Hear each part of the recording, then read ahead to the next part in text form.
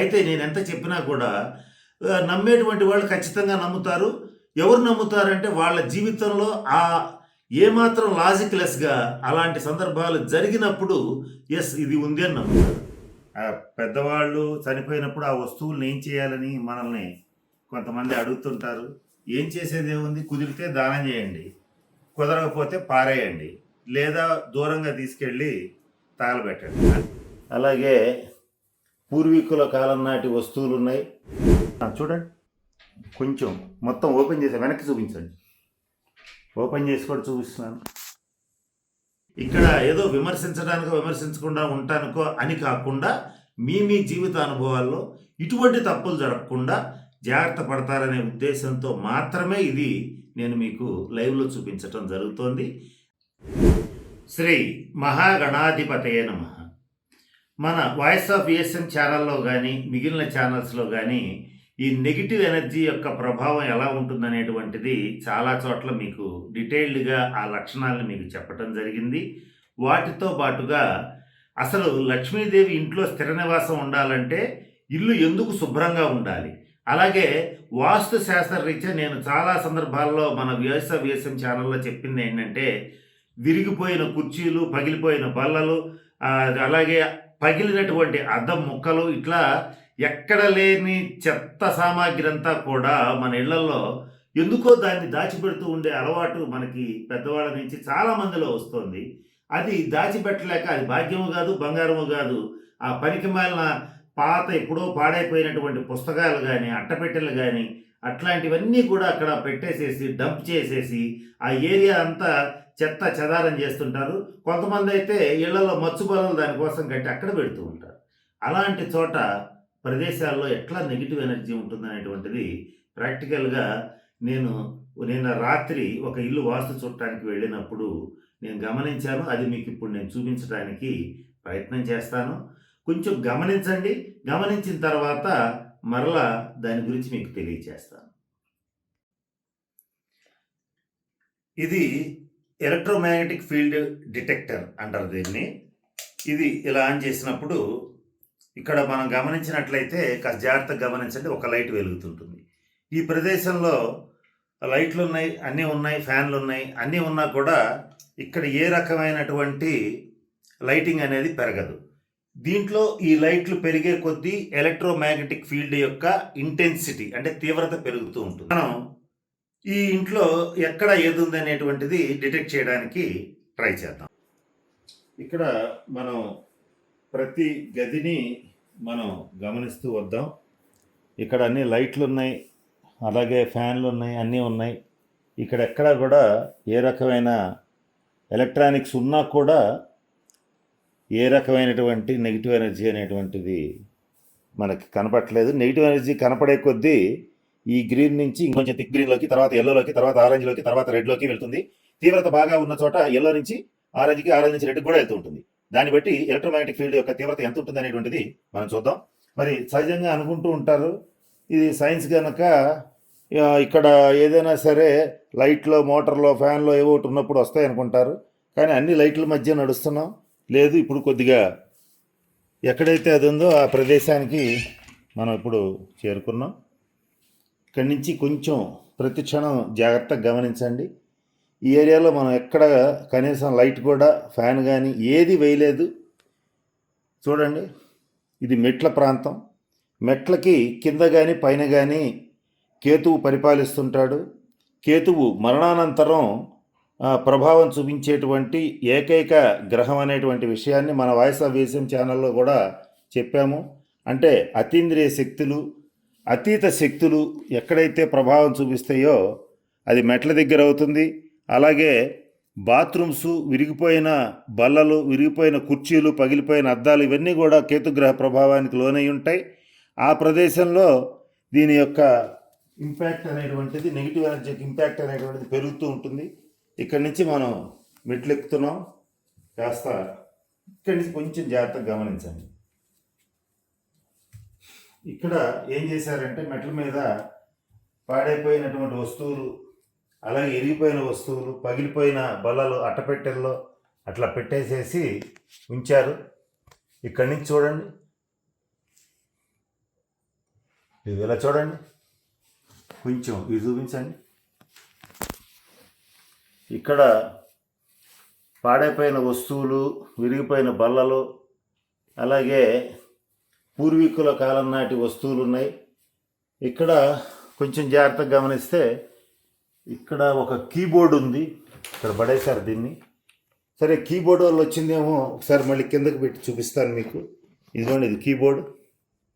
ఒకసారి లైట్ వేసి చూపించండి, మళ్ళీ తర్వాత లైట్ ఆపురు. కానీ ఇది చూడండి, కీబోర్డు. ఇది దీంట్లో మాత్రం ఏమీ లేదు. లైట్ ఆఫ్ చేయండి. ఇక్కడ నుంచి చూడండి, దీని ఇంపాక్ట్ పెరుగుతూ వస్తుంటుంది. కాస్త జాగ్రత్తగా గమనించండి. ఇక్కడ కొంచెం పైకి రండి. ఇట్లా పుస్తకాలు, చెత్త చెదారం అంతా ఇక్కడ పెట్టారు. ఇక్కడ విచిత్రం కూడా ఉంది. ఇదంతా ఇరిగిపోయిన బల్ల మీద పెట్టారు. కాళ్ళు ఇరిగిపోయిన బల్ల, కోళ్ళు పోయిన బల్ల మీద పెట్టారు. ఒక్కసారి లైట్ వేయండి, సెల్ ఫోన్లో లైటు. ఇది ఒక వ్యక్తి యొక్క మందులు పెట్టె.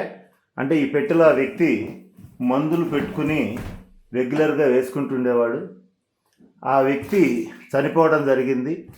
ఆ వ్యక్తి చనిపోయినా కూడా ఆ పెట్టెను మాత్రం పారేయలేదు, వాళ్ళు అలాగే అట్టిపెట్టేశారు.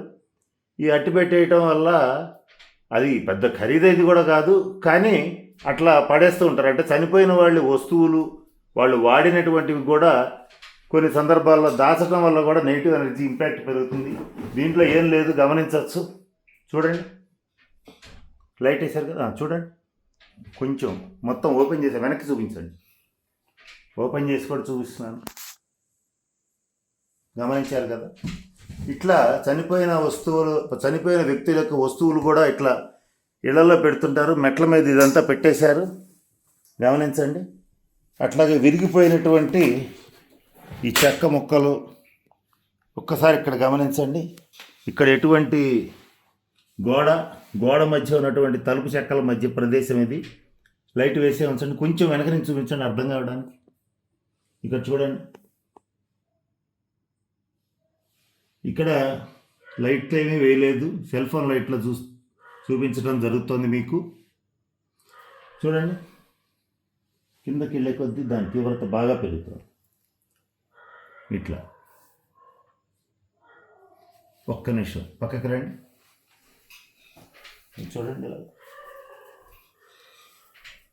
ఈ ఎలక్ట్రో మ్యాగ్నెటిక్ ఫీల్డ్ డిటెక్టర్ ఏదైతే ఉందో, దీని నుంచి దూరంగా వెళ్ళే కొద్దీ తగ్గుతోంది. ఒక్కసారి చూడండి, వెళ్ళే కొద్దీ పూర్తిగా తగ్గుతోంది. ఇక్కడ కాస్త గోచరిస్తుంది. చూడండి, ఈ ఏరియా అంతా వచ్చిపోతుంది. చూడండి, మెట్ల మీద ఉన్నటువంటి ప్రదేశం అంతా కూడా వీళ్ళు చేసేటువంటి చెత్త వల్ల, పూర్వీకులు వెళ్ళిపోయిన వాళ్ళ వస్తువులు ఇక్కడ ఇట్లా పెట్టడం వల్ల, ఈ కేతుగ్రహ ప్రభావం వల్ల ఈ నెగిటివ్ ఎనర్జీ ఏదైతే ఉందో అది ఈ ఏరియా అంతా ఉండిపోయింది. ఈ ఇంట్లో గజ్జల శబ్దాలు వినపడుతున్నాయి. అలాగే ఒంటరిగా ఉన్నప్పుడు ఇటువంటి ఎవరో పిలిచినట్టు అలికిడి రావటం, వస్తువులు కాస్త వాటంతట అవే పడిపోవటం, కొన్ని సందర్భాల్లో కనపడకుండా పోవటం, ఇవన్నీ జరుగుతున్నాయి. చూడండి, ఈ గోడ పైకి చూపించండి. ఇది మామూలుగా రూఫ్, ఇది మెట్ల మీద ఉండేటువంటి రూఫ్.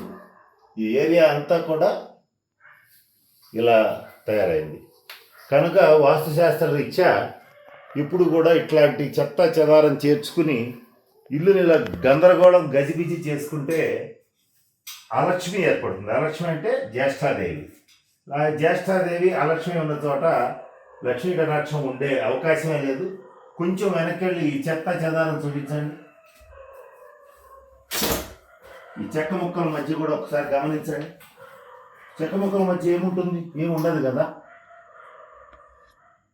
చూడండి, కిందకి వెళ్ళే కొద్దీ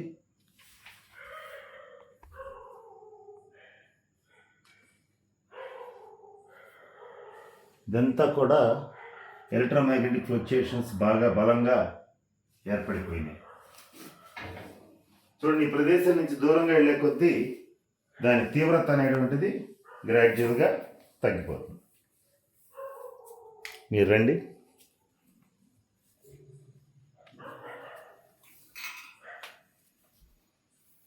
ఇక్కడ ఇంకో డంప్ యార్డ్ పెట్టారు. ఇక్కడ కూడా మెల్లిగా ఇది 2వ స్టేర్లో మెట్లు. ఇక్కడ కూడా ఈ లైట్స్ అనేవి వెలగటం మనం వెలిగి ఆడటం గమనిస్తున్నాం.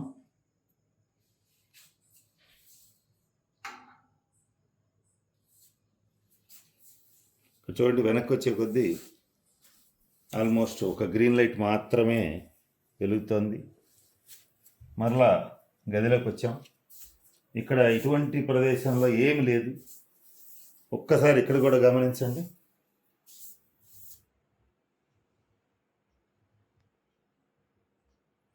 ఇదిగో, ఇది కంప్యూటరు అయితే ఇది చూడండి, ఎలక్ట్రానిక్స్ అన్నీ ఇక్కడే ఉన్నాయి.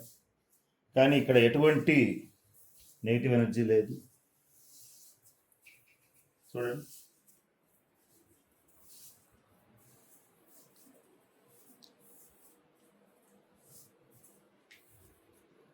ఇది చూడండి, ఇక్కడ ఒకసారి చూపించండి.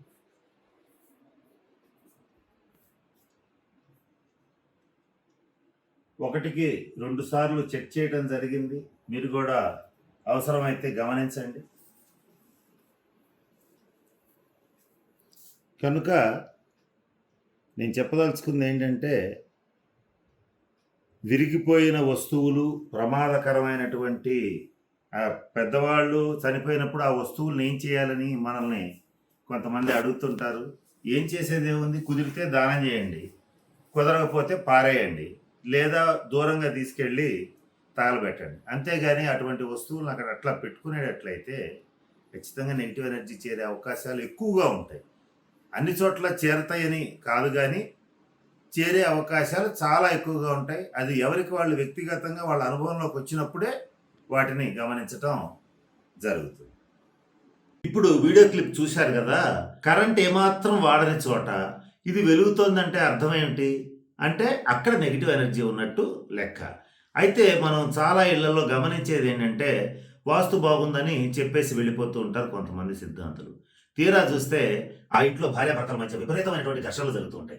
అలాగే కొంతమందికి అయితే దాని తీవ్రత బాగా పెరిగినప్పుడు ఏం జరుగుతుందంటే, అక్కడ వాళ్ళ పేర్లు పెట్టి పిలవటం కానీ, ఎవరో పిలిచినట్టు అనిపించడం కానీ ఇలాంటివి జరుగుతూ ఉంటాయి. ఈ తీవ్రత బాగా పెరిగినటువంటి ప్రదేశాల్లో వస్తువులు దానంతట అదే కొంత కదలడం కానీ, పైన ఎత్తుమించి కింద పడిపోవడం కానీ జరుగుతుంటుంది. ఇవన్నీ కూడా నెగిటివ్ ఎనర్జీ యొక్క ఇంపాక్ట్స్, అంటే ప్రభావం కింద మనం చెప్తూ ఉంటాం. అయితే నేను ఎంత చెప్పినా కూడా నమ్మేటువంటి వాళ్ళు ఖచ్చితంగా నమ్ముతారు. ఎవరు నమ్ముతారంటే వాళ్ళ జీవితంలో ఏమాత్రం లాజిక్లెస్గా అలాంటి సందర్భాలు జరిగినప్పుడు ఎస్ ఇది ఉంది అని నమ్ముతారు. అది వాళ్ళ జీవితంలో అటువంటి సందర్భం తటస్థ పడనప్పుడు చాలామంది ఏం చేస్తారంటే, ఇదంతా ఎంత చెప్పినా అది ట్రాష్ అని కొట్టేస్తారు. ఇక్కడ కొట్టేసే వాళ్ళతోనూ అలాగే అంగీకరించే వాళ్ళతోనూ మనకి ప్రమేయం లేదు. ఇటువంటి వాస్తు శాస్త్ర రీత్యా ఇట్లా చెత్తా చెదారం పోగు చేసుకోవటం, ఏవైతే అలక్ష్మీకరాలో అంటే లక్ష్మీదేవి ఇటువంటి చోట ఉండదు. కాబట్టి ఆ లక్ష్మి అంటే ఒక లక్ష్మే కాదు, అష్టలక్ష్ములు ఇంట్లో ఉండాలంటే మనకి మంచి ప్రదేశం ఉండాలి, ఇల్లు బాగుండాలి, వాస్తురీత్యా బాగుండాలి, అట్లాగే జాతక రీత్యా బాగుండాలి, జన్మ జాతకంలో ఏమైనా ప్రాబ్లమ్స్ ఉంటే క్లియర్ చేసుకోవాలి. అట్లాగే ఈ చెత్త చెదారం చేర్చుకోకూడదు. ఎలా ఉండాలి ఇల్లు కానీ మనం కానీ అనేటువంటిది మన వాయిస్ ఆఫ్ వేసం ఛానల్లో చాలా సందర్భాల్లో చెప్పాను. ఇప్పుడు అది ప్రాక్టికల్గా మీకు చూపించాను. కొంచెం ఇవన్నీ కాస్త గమనించండి. ఇక్కడ ఏదో విమర్శించకుండా ఉంటానుకో అని కాకుండా మీ జీవిత అనుభవాల్లో ఇటువంటి తప్పులు జరగకుండా జాగ్రత్త పడతారనే ఉద్దేశంతో మాత్రమే ఇది నేను మీకు లైవ్లో చూపించటం జరుగుతోంది. అర్థం చేసుకుని మంచి లక్ష్మీకరమైనటువంటి అలవాట్లని పెంపొందింప చేసుకోండి. అనవసరమైన చెత్తని ఇంట్లో కానీ బుర్రలో కానీ ఉంచుకోకండి. మంచి మనస్తత్వంతో ప్రశాంత చిత్తంతో ఉన్న వాళ్ళకే, శుచి శుభ్రతలు పాటించేటువంటి వాళ్ళకే, వాస్తుశాస్త్ర రీత్యా సరైన గృహంలో నివసించేటువంటి వాళ్ళకే మంచి ఆలోచనలు, లక్ష్మీ కటాక్షం అనేటువంటిది వచ్చి తీరుతుందని చెప్పడం కోసం ఇదంతా చెప్పడం జరిగింది. స్వస్తి.